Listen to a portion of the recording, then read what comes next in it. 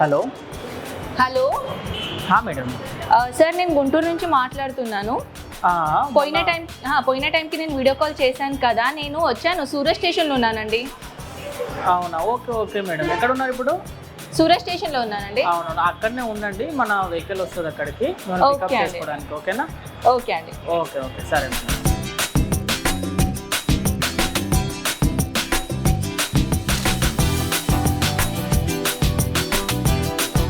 మీ Aadhaar card ఇరా,